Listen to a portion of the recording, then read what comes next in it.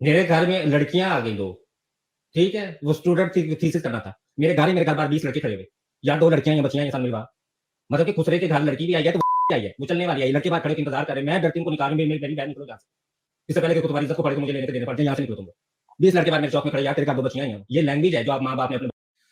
तो ये पाकिस्तान की एक इंटरसेक्स है, ठीक है, ये अपने आप को इंटरसेक्स के तौर पे आइडेंटिफाई करते हैं, ये अपने आप को ट्रांसजेंडर के तौर पे आइडेंटिफाई नहीं करते। ये वो लोग हैं जो पाकिस्तान में एम्बिगुअस जेनिटल पार्ट्स के साथ पैदा होते हैं, ठीक है।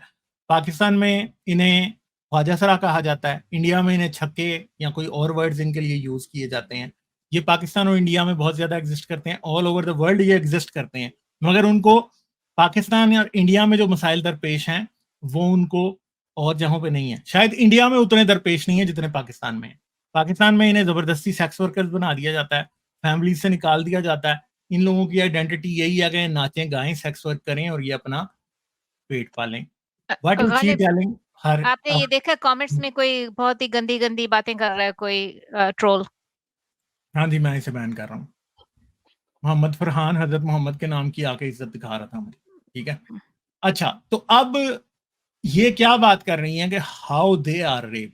ये नहीं है कि पाकिस्तानी सोसाइटी में सिर्फ औरत की इज्जत महफूज नहीं है और औरत को एक सेक्स ऑब्जेक्ट के तौर पे देखा जाता है। इनको कैसे देखा जाता है वो देखिए, लड़कों को कैसे देखा जाता है वो देखिए, ठीक है। ऐसे लड़के सोसाइटी में होते हैं। अभी चंद अरसा पहले मुझे एक दोस्त बता रहा था कि किसी जगह पे कोई एक ऐसा लड़का गया हुआ था जो कि कुछ नाजुक अंदाज सा था, देखने में थोड़ा सा ऐसे लग रहा था, उसे किडनैप करके ले जाया गया। He was properly kidnapped and raped by men. Kidnapped and raped by men, क्योंकि वो थोड़ा जनाना सा लग रहा था, जैसे पाकिस्तानी सोसाइटी ऐसे मर्दों को डिफाइन करती है, ठीक है। और लड़का रेप, हमें पता है कायदे आज़म यूनिवर्सिटी के हॉस्टल में ऐसे हुआ है, मेरे होते हुए ऐसे हुआ है कायदे आज़म यूनिवर्सिटी के हॉस्टल में, ठीक है। इस्लामिक यूनिवर्सिटी के हॉस्टल में एक फॉरेन स्टूडेंट जो कि जिसका रेप किया था लड़कों ने, चंद साल पहले की बात है, हम जानते हैं, ठीक है। पंजाब यूनिवर्सिटी के हॉस्टल में कई बार ऐसे हो चुका है कि इस तरह हुआ है। पिज्जा डिलीवरी के लिए एक लड़का गया कहीं, लाहौर की बात है, और वो उसका रेप कर दिया जी आगे वाला, ठीक है। इस्लामाबाद में भी ऐसे हो चुका है कि फूड डिलीवरी वाले लड़के को का रेप हो चुका है, ठीक है। तो ये सुने अभी जरा और फिर आप देखिएगा ये क्या है। अपने बच्चों को सिखाइए। एक तो बच्ची बड़ी टैक्सी जा रहा है, वो बच्ची बड़ी टैक्सी नंबर मिल सकता है, कितने पैसे लगे मिलने? ये लास्ट मैंने सुने ना, आप लोगों ने तो सुने नहीं है ना, आपको किसी ने सुना है? और ये लास्ट जब मैं मौशे को बताती हूँ कि मुझे लोग ऐसे कहते हैं, मुझे आगे से कहती जूली तुम तो बड़ी बेशर्म और बेहया, बात करो इन बातों की, ये बातें करने वाली नहीं है। क्यों नहीं ये बातें करने वाली, मुझे आप बताएं, मुझे मौशे से पूछ के बताएं कि ये बातें क्यों नहीं करनी, मेरे साथ हो रहा है, मैं क्यों ना करूं?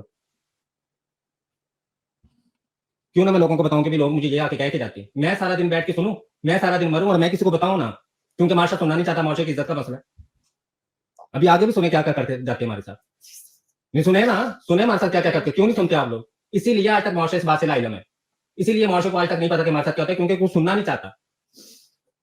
मुझे खुद रोना आ रहा है यार, आई डोंट नो यार, मुझे टिश्यू तो क्या करें अब यार, क्या करें फैसला।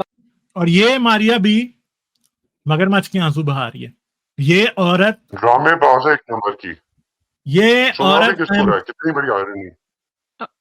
सॉरी टू से, हेट फैलाती दूसरे। आई एम सॉरी टू से ही इज अ हिपोक्रेट।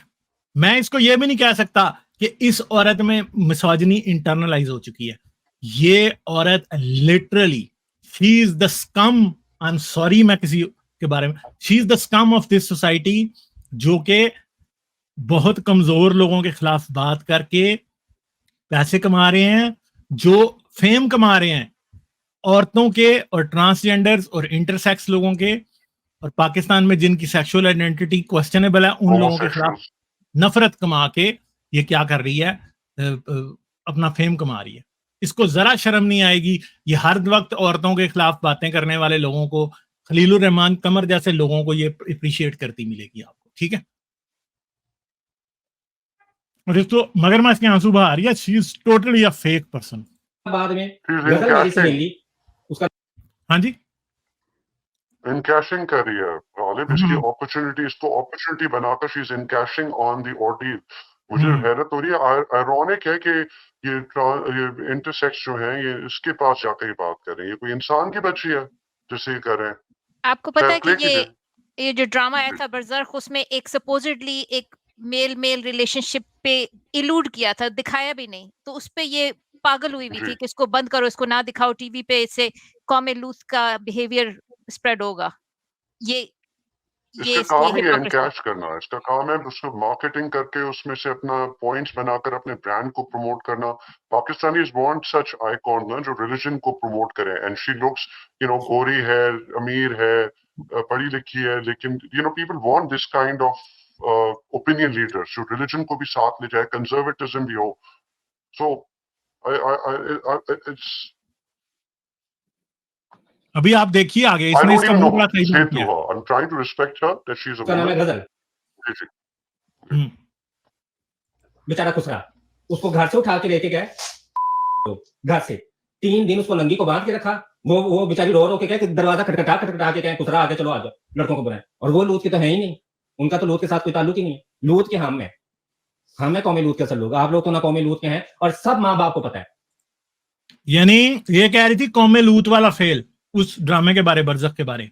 यानी वो लोग जो कि शायद मेल टू मेल एक दिखाया था कंसेंशुअल थोड़ा सा, वो कौमे लूत के लोग हैं। और ये कौमे लूत के लोग हैं जिनके रेप्स हो रहे हैं बेचारे, वो कौमे लूत के लोग हैं। करने वाले पाकिस्तानी घटिया मर्द कौमे लूत के नहीं है, ठीक है। मोमिन दाढ़ियों वाले 5 वक्त के नमाजी मदरसों में बच्चों के रेप करने वाले वो कौमे लूत नहीं है। ये बेचारे रेप होने वाले जिनको आपके खुदा ने एम्बिगुअस सेक्सुअल पार्ट्स के साथ पैदा किया और उनको आपने जबरदस्ती सोसाइटी में सेक्स वर्क करने के लिए रखा हुआ है, वो कौमे लूत के हैं।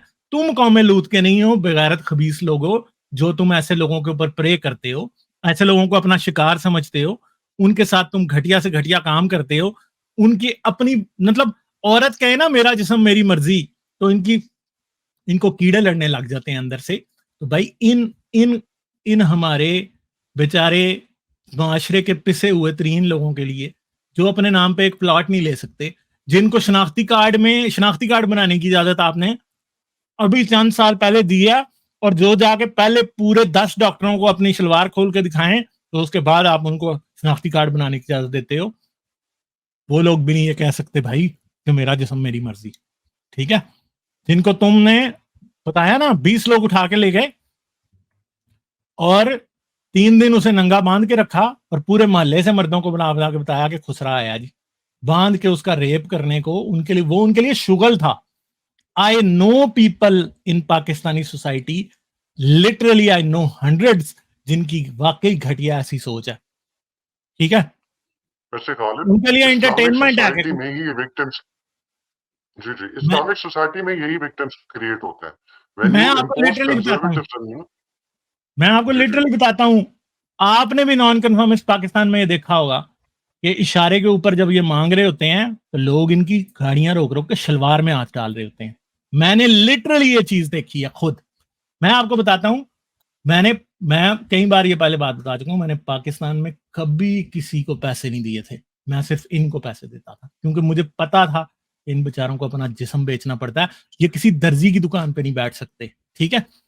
एक बार क्या हुआ कि एक था इसी तरह, एक थी कोई इस्लामाबाद में G11 में डी वाटसन था, उसके बाद वो खड़ी होती थी। मैंने जब जाना ना 2 होते थे वहां खड़े हुए, कभी 1-2 होते थे, कभी 2 दूसरे होते थे। तो जी मैंने उसको, मैं वो नहीं बता रहा, तो वो ना मेरे से ज्यादा इसलिए खुश हो जाते थे कि मैं उनको ज्यादा पैसे दे देता था हमेशा, इसलिए कि मुझे पता था कि इनको कुछ नहीं होता। तो एक दिन उसने मुझे पैसे दिए, मैं अक्सर जाता था तो जब भी पैसे दे, मेरी गाड़ी देख के वो, उनको पता मेरी गाड़ी की पहचान हो गई थी, वो आ जाते थे और मेरे पास होते थे तो मैं उन्हें हमेशा ही देता था, ठीक है। मैंने कभी भी उनको नहीं किया था ना, तो उनको मेरी गाड़ी की पहचान हो गई। हाँ जी भाई तुसी आ जाते हो, इंज हो जाना, सोने तू आ जाना, इंज हो जा। कभी उसने कोई बात कर लेनी, मैंने आगे से हंस के बात कर देनी। वो पहले तो शायद वो ये समझे कि शायद कोई ऐसा बंदा होगा जिसका कोई हम पे नियत है ना, मगर मैं उन्हें जब भी जाता था दे देता था। उनको फिर समझ आ गई कि यार ये शायद को बंदा अच्छे दिल का। तो एक दिन मुझे कहते जी अल्लाह तानू बहुत दवे ना, तो मैंने कहा उन्होंने अल्लाह क्यों दवे? तो कहती है हाँ ऐ की गल हुई, ਤੁਸੀਂ ਅੱਲਾ ਨੂੰ ਮੰਨਦੇ ਹੋ? ਉਸਨੇ ਮੁझसे लिटरली ऐसे पूछा। मैंने कहा जी मैं तो अल्लाह ਨੂੰ नहीं ਮੰਨਦਾ। ਤੇ ਤੁਸੀਂ ਕਿਉਂ ਅੱਲਾ ਨੂੰ ਨਹੀਂ ਮੰਨਦੇ? मैं क्या अल्लाह अगर ਹੁੰਦਾ ਤੇ ਤੁਹਾਡੇ ਨਾਲ ਐ ਹੁੰਦੀ। वो फिर जाके ना दूसरी को बता रही है हाँ हाय यार ते भाई अल्लाह ਨੂੰ ਮੰਨਦੇ ही नहीं। ठीक है, तो मसला ये है कि सोसाइटी में इन लोगों को अगर इनको कोई हंस के भी देखे ना, इनको स्माइल से बात कर ले, तो उनके ज़हन में यही शक होता है कि यार ये कोई सेक्सुअल प्रेडेटर है। ठीक है, तो वो लिटरली शायद यही समझ रहे थे कि ये जो बंदा है ना, ये तो पता नहीं इसकी कोई नीयत खराब है हम पे। ठीक है, तो फिर उनको आहिस्ता आहिस्ता ये बात समझ में आई कि नहीं यार ये तो शायद हमें वैसे ही दे रहा है, और वो समझ रहे कि पता नहीं को खुदा तरस दे रहा है। तो मैंने उसे ये भी बताया कि मैं खुदा तरस भी नहीं दे रहा भाई, मैं तो सिर्फ इसलिए दे रहा हूँ कि तुम एक इंसान हो। ठीक है, मगर पाकिस्तानी सोसाइटी में लोग नहीं सोचते ये बात। अब आप देखें आगे क्या होता सब है। माशरे को पता है, लेकिन जानबूझ के वो कहते हैं कि ये चूंकि हमारे बाप बेटे भाई और शौहर है, इनको कुछ ना कुछ को कहो। दूसरे यार बहुत बुरे हैं, ये लूट के हैं, ये लड़के खराब करते हैं। एक बच्चे की आपने तरबियत सही नहीं की हुई, और ये झूठ नहीं है, मेरे साथ कैमरा लेके चले, मैं ऑन द रिकॉर्ड दिखाऊंगी। अगर किसी को शक है ना कि ये अबान घड़क बातें, मैं कसम से कहती हूँ उस कैमरे को मेरे घर लेके चले, एक दिन मेरे घर रहे इस कैमरे को चला के लाइव 24 घंटे चला के, और देखिए मेरे साथ क्या होता है। देखिए मुझे लोग आके क्या क्या बात करके जाते हैं। मैं रोड पे जाती हूँ सब्जी लेने, 100 लोग रास्ते में बीच में मोटरसाइकिल रोक के साथ चलोगी कितने पैसे लेती है, फिर बकायदा पूछेंगे ये काम करती हो वो काम करती हो। और मैं कितने लोगों से लड़ चुकी हूँ इस बात से। नहीं यकीन तो आप बरी इमाम जाके किसी से भी पूछ सकते हैं, जो भी सुन रहा है वो बरी इमाम जाके पूछे जरूर, कितने लोगों से। बरी इमाम, अब ये जो मज़ार हैं, मस्जिदें गंदी जगह हैं, मज़ार कोई साफ जगह नहीं है। मज़ारों के ऊपर ये बेचारे मांगते भी हैं, ये सेक्सुअल सर्विसेज भी प्रोवाइड करते हैं। मज़ारों के ऊपर औरतें मांगती हैं, सेक्सुअल सर्विसेज प्रोवाइड करती हैं। और आपको मैं एक थोड़ी एस्टॉनिशिंग सी बात बताऊं कि मैं यूनिवर्सिटी में था, यूनिवर्सिटी में एंथ्रोपोलॉजी डिपार्टमेंट जो है ना, उसके स्टूडेंट्स बड़ी ऐसी चीज़ों पर रिसर्च करते हैं। मैं कुछ स्टूडेंट्स को जानता था जो कि बरी इमाम मज़ार के ऊपर इस तरह की सारी चीज़ों पर रिसर्च कर रहे थे। ठीक है, तो उन्होंने हमें यह बताया कि मज़ार के ऊपर HIV भी जो है ना वो फैली हुई है। ठीक है, क्यों?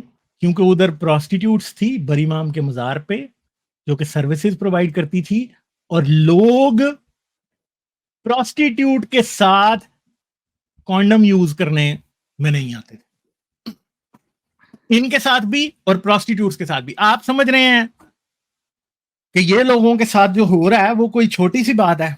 मैं आपको ये बता रहा हूं पाकिस्तान में ऐसे घटिया लोग हैं कि ऐसे बेचारे इंटरसेक्स बंदे को लेके जाते हैं, बंदी को लेके जाते हैं और नहीं करते उसके साथ कॉन्डम यूज। उनकी जिद होती है कि हमने नहीं करना, और इन बेचारों को वो 10 किस्म की गंदी बीमारियों का मरीज बनाते हैं, प्रोस्टिट्यूट्स को भी जान के और इनको भी। और फिर इनको कहते हैं कि तुम एड्स फैलाते हो, तुम कौमे लूतो जी, तुम्हारी वजह से एड्स फैल रहा है। ओ भाई, दुनिया के बदजात तरीन लोगों, तुम जाते भी हो इनके पास और जान के नहीं यूज करते हो।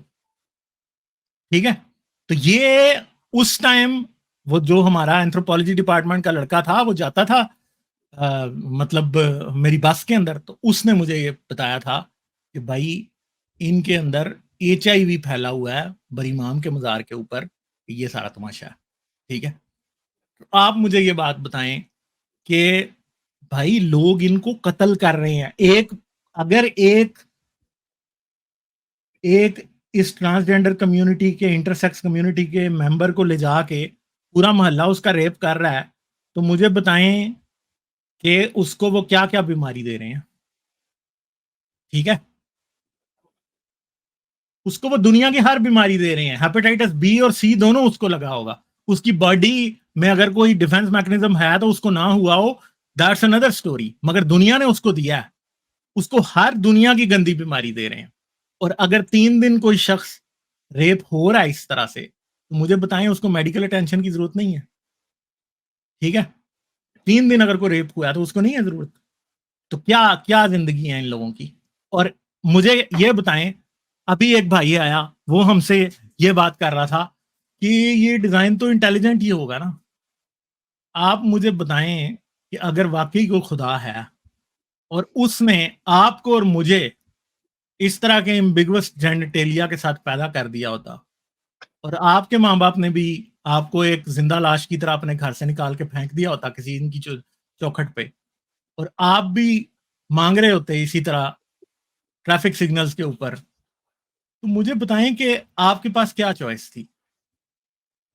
वो सारे लोग जो ये कहते हैं कि जिंदगी एक इम्तिहान है, ठीक है, गांधी कह देता है उठ के, वो जिंदगी तो एक टेस्ट है जी, सही है। फिर आप का इंजीनियर उठ के कहता है कि जिंदगी एक टेस्ट है, ठीक है। सारे उठ के सारा दिन आपको और हमें मजहब की जस्टिफिकेशन ये समझाते हैं कि जिंदगी एक टेस्ट है जी, ये तो क्यामत में आपको सब कुछ मिलेगा, जहन्नम और जन्नत का फैसला जिंदगी के बाद होगा। आप मुझे ये बताएं कि इस बेचारी के साथ जिंदगी इतना कड़ा इम्तिहान क्यों ले रही है? और आप जो सोने का निवाला अपने मुंह में लेके पैदा हो, आप जो आपके कान में पैदा होते ही अजान दी गई है और आपको मुसलमान बनाया गया है और आपको जिंदगी की हर नेमत दी गई है, आप जुनैद जमशेद के घर पैदा हुए हैं या मौलाना तारिक जमील के घर पैदा हुए हैं, या आप इमरान खान के बेटे बन के पैदा हुए हैं, या आप रसूल की बेटी बन के पैदा हुए हैं, या आप हजरत अली बन के पैदा हुए थे, या आप खुद हजरत मोहम्मद बन के पैदा हुए थे, ठीक है, जिसको अल्लाह ने नबूवत नाजिल कर दी। तो मुझे बताएं कि अल्लाह या खुदा या कोई भगवान या कोई ईश्वर, कोई शिवा, कोई जो था वो किधर मर गया था जब इनको पैदा कर रहा था? इतने सख्त डिसएडवांटेज के साथ इनको पैदा कर रहा था कि पैदा होते ही फांसी दे दी गई है, सिसक के मरने के लिए पैदा किया गया। यानी आपको और हमें तो पैदा किया गया ना कि जिंदगी में कुछ हासिल करेंगे, तो मुझे ये बताएं कि इनको सिसक के मरने के लिए पैदा किया गया, ठीक है। क्या इनका क्या गुनाह था कि इनको इतने बड़े प्रॉब्लम के साथ पैदा किया गया है कि आप शायद जिंदगी में अपॉर्चुनिटी के बारे में सोच सकते हैं, आप जिंदगी में उम्मीद के बारे में सोच सकते हैं। मैं 7 साल जीना वतनी में था, मगर मैं आपको एक बात बताऊं, उन 7 सालों में जितनी तकलीफ मुझे उन 7 सालों में हुई होगी ना, इनको जिंदगी के हर दिन होती है। कोई इनके बारे नहीं सोचता, कोई किसी में एक मिनट की भी, हर वक्त जी ट्रांसफोबिया फैलाते रहते हैं, ठीक है, इंटरसेक्स फोबिया फैलाते रहते हैं, होमोसेक्सुअल फोबिया फैलाते रहते हैं, वुमेन फोबिया फैलाते रहते हैं। एक 15 मिनट भी अगर कोई ये सोच ले ना वाकई कि अगर मैं इसकी सिचुएशन में होता तो मैं करता क्या, तो लिटरली मैं आपको ये बता सकता हूं कि आप कुछ ना कर पाते। आप इतने ही बेबस होते जितने ये लोग बेबस होते हैं। आप उतने ही, देखें,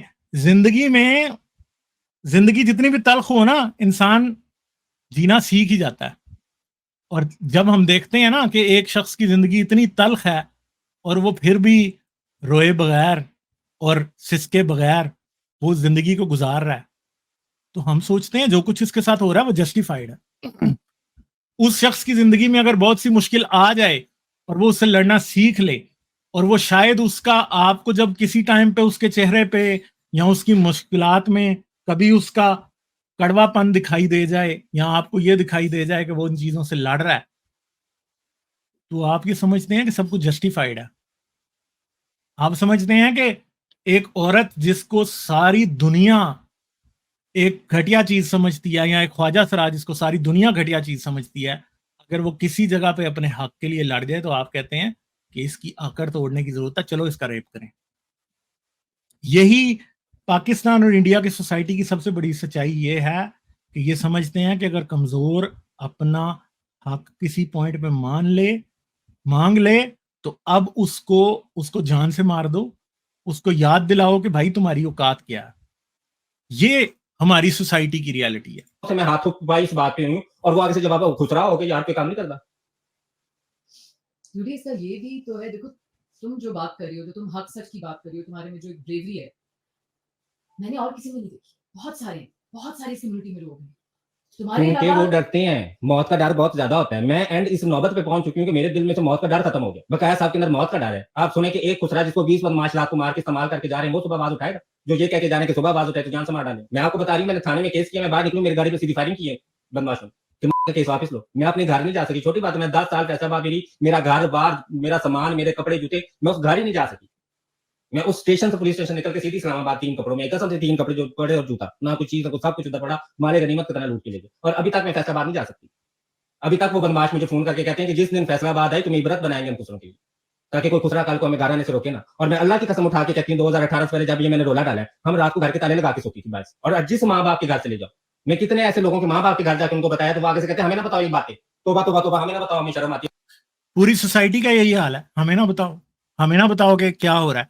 अब एक बात है कि मतलब मुश्किल है कि लोग ये बात समझ सकें कि एकदम अपना घर with in a few hours छोड़ के जाना क्या होता है, ये मैं जानता हूं अच्छे तरीके से, क्योंकि मैंने ये किया है। मैंने एक बार नहीं किया, मैं 3 बार अब तक ये कर चुका हूं। ठीक है, एक दिन वो जब पाकिस्तान में मैं निकला था, ठीक है, दूसरा दिन वो जब श्रीलंका में मुझे उस घर से निकाला गया था, ठीक है, और तीसरी बार अब मैं अमेरिका आया हूं ना, तो तब भी मैं आपको बता रहा हूं कि दुनिया की हर चीज वहां पे आप छोड़ के ही आए। ठीक है, जब आप निकल रहे होते हैं ना, तो आपने इतनी चीजें होती हैं, सब कुछ होता है, आखिर पे ना आप कुछ बेच सकते हैं ना कुछ कर सकते हैं, और आपको नई स्ट्रगल जाके दोबारा एक जगह शुरू करनी पड़ती है। ठीक है, तो और मेरी सिचुएशन जो है ना, मैं कोई कंपैरिजन ही नहीं है मेरी और इसकी सिचुएशन में, बिल्कुल भी कुछ नहीं। मैं कहता हूं जीरो भी नहीं है मेरी बात, जो मुश्किल इसकी है। मैंने आपको बताया ना 7 साल मेरे पे बड़ी मुश्किल थी। ठीक है, मैंने डिप्रेशन की गोलियां खाई, दवाइयां खाई, सब कुछ किया। ठीक है, मगर मैं आपको बता रहा हूँ जो मेरी जिंदगी में वो 7 साल थे ना, वो एक दिन जो ये गुजारते हैं ना उसके बराबर नहीं है। ठीक है, मैं अच्छे तरीके से इस बात को जानता हूं, और मैं चाहता हूं कि आप लोग भी ये बातें समझें कि ये क्या है, ये कोई छोटी मोटी बात नहीं है। जिंदगी बड़ी तल्ख है। जिंदगी में आप किसी को मजहब के मुताबिक जज कर देना एक सेकंड में कि वो तुम कौमे लूत हो, तुम तो बड़े जी, तुम तो भाई गंदा काम करते हो, तुम जैसे लोगों पे तो अल्लाह ने आग बरसाई थी, तुम तो जहन्नम का ईंधन हो, तुम फलां हो ढमकां हो, तुम अहमदी हो, तुम कादियानी हो। भाई वो अपनी मर्जी से पैदा हुए हैं अपने घरों में, तुम अपनी मर्जी से पैदा हुए जिधर तुम्हें पैदा किया था। क्यों कोई लोग जो है वो इनहेरेंटली इतने डिसएडवांटेज पे हैं कि आप और मैं सोच भी नहीं सकते। जिंदगी का मसला ये है कि जिंदगी तल्ख है, और जिसके लिए तल्ख है ना, उसकी सिचुएशन को कोई नहीं समझता। और हर इंसान की जो सिचुएशन है ना, वो उसकी अपनी क्रिएटेड नहीं है, चाहे वो कोई भी कोई क्यों ना हो। ठीक है, नफरत करना बहुत आसान है। नफरत मुसलमान से भी करना बहुत आसान है, हिंदू से भी करना बहुत आसान है, अहमदी से भी करना बहुत आसान है। ठीक है, ख्वाजा जरा से भी करना बहुत आसान है, ट्रांसजेंडर से भी करना बहुत आसान है, गे से भी करना बहुत आसान है, औरतों से भी करना बहुत आसान है, मर्दों से भी करना बहुत आसान है, मेंटल पेशेंट से भी करना बहुत आसान है, हर एक से करना बहुत आसान है। मगर मसला ये है कि किसी की भी सिचुएशन अपनी क्रिएटेड नहीं है, और हर कोई अपनी अपनी सिचुएशन में फंसा हुआ है। ठीक है, और कोई उसको निकालना जो है ना बड़ा मुश्किल है, नफरत करना बहुत आसान है। ये मैंने बताओ तुम जानो और वो जाने। देखिए, ये मैं इस वक्त ये कहना चाहूंगी बिकॉज जो खौफनाक स्टोरी हर आई थिंक ऐसे बच्चे की है जो इस गैंग में टेक ओवर हो जाता है, या जो ख्वाजा सरा होते हैं बच्चे जिनको कैस्ट्रेट किया जाता है और यूज किया जाता है। मैं इससे ये कहना चाहूंगी जो आदमी है, जो जूली में से ही बात की, वो कॉमेडी ग्रुप के आदमी भी तो है ना जो उनको यूज करते हैं। उनके माँ बाप कहाँ हैं, उनकी फैमिलीज कहाँ हैं जो ये कह रही है? आपको अंदाजा है कि as a mother, as a daughter, as a sister मेरे पे क्या बीत रही है जब ये बात। तो बात यह है कि ये कह रही है कि उनके माँ बाप और उनकी फैमिलीज कहाँ हैं। तो भाई किसी के माँ बाप ने सदा उसके सर पे नहीं रहना होता। ठीक है, और किसी के माँ बाप आज किसी को नहीं रोक सकते, ये बात याद रखें। मसला है सोसाइटी में तरबियत का, सोसाइटी की एजुकेशन का, स्कूल सिस्टम का, सोसाइटी में एक सेंस ऑफ रिस्पॉन्सिबिलिटी बनाने का, नफरत को कम करने का। नफरत को जस्टिफाई करने के लिए कोई ज्यादा जरूरत नहीं लगती। आप अपने ब्रेन को डेड कर दें थोड़ी देर के लिए, मैं दुनिया की कोई भी नफरत आपको जस्टिफाई करके दिखा दूंगा। मगर अगर आपका दिमाग जिंदा है और आप सोच रखते हैं, तो याद रखें कि नफरत की चाल को आपको समझाना, फिर भी जब तक आप पूरे अपने कान आंखें खोल के और एक समझने वाला दिमाग रख के नहीं सोचेंगे, आपको समझ नहीं आएगी कि नफरत कैसे एक्ट करती है। ये प्रॉब्लम है। नफरत की एक ना गिरा की तरह होती है, लगा देना बहुत आसान है, गिरा को खोलने के लिए ना वो कहते हैं हत्थां दियां दित्तियां दंदा ना खोलनियां पैंदियां। बड़ा मुश्किल है नफरत की गिरों को खोलना और समझना कि ये कितनी रस्सियां हैं जो आपस में उलझी हुई हैं, कौन सी कहां से आ रही है, कहाँ को बंध रही है, किसको बांध रही है। ठीक है, हम सारे इसमें बंधे भी हुए हैं और बांध भी रहे हैं, मगर खोलना बड़ा मुश्किल है। ठीक है, ये बात इस वीडियो के आखिर तक मेरे साथ रहने का बहुत बहुत शुक्रिया। जाने से पहले इस वीडियो को सोशल मीडिया पे शेयर कर दें ताकि ये मैसेज और लोगों तक भी पहुंच जाए। इसके साथ साथ आप इस चैनल को पेपॉल, पेट्रियन और बाय मिया कॉफी तीनों प्लेटफॉर्म्स पे सपोर्ट कर सकते हैं। इन तीनों प्लेटफॉर्म्स के लिंक इस वीडियो के डिस्क्रिप्शन में है।